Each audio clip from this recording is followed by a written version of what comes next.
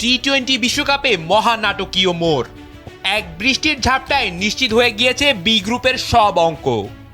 একদিকে জিম্বাবুয়ের রূপকথা, অন্যদিকে বিশ্ব চ্যাম্পিয়ন অস্ট্রেলিয়ার স্তব্ধ হয়ে যাওয়া। পাল্লেকেলেতে মঙ্গলবার শুধু বৃষ্টি নয়, ঝরেছে অস্ট্রেলিয়ার বিদায়ের অশ্রুও। পাল্লেকেলেতে মুখোমুখি হওয়ার কথা ছিল আয়ারল্যান্ড ও জিম্বাবুয়ের, কিন্তু প্রকৃতি যেন লিখে রেখেছিল অন্য কোনো গল্প। দফায় দফায় গুড়ি গুড়ি বৃষ্টিতে ম্যাচ তো দূরে থাক, টস করাও সম্ভব হয়নি।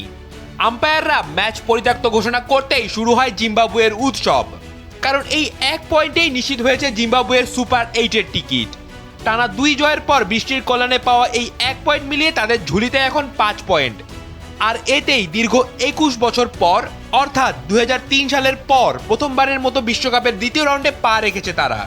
স্বাগতিক শ্রীলঙ্কার সঙ্গে এই গ্রুপ থেকে সুপার 8-এ নাম লিখিয়েছে সিকান্দার রাজারা। তবে মুদ্রার উল্টো পিঠে গল্পটা ভীষণ ট্র্যাজিক। জিম্বাবুয়ের এই 1 পয়েন্টে কপাল পড়েছে টুর্নামেন্টের অন্যতম ফেভারিট অস্ট্রেলিয়ার। 3 ম্যাচে মাত্র 1 জয়ে তাদের পয়েন্ট মাত্র 2।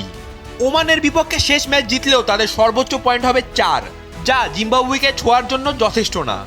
2009 সালের পর এই প্রথম টি-20 বিশ্বকাপে গ্রুপ পর্ব থেকে বিদায় নিচ্ছে অজিরা।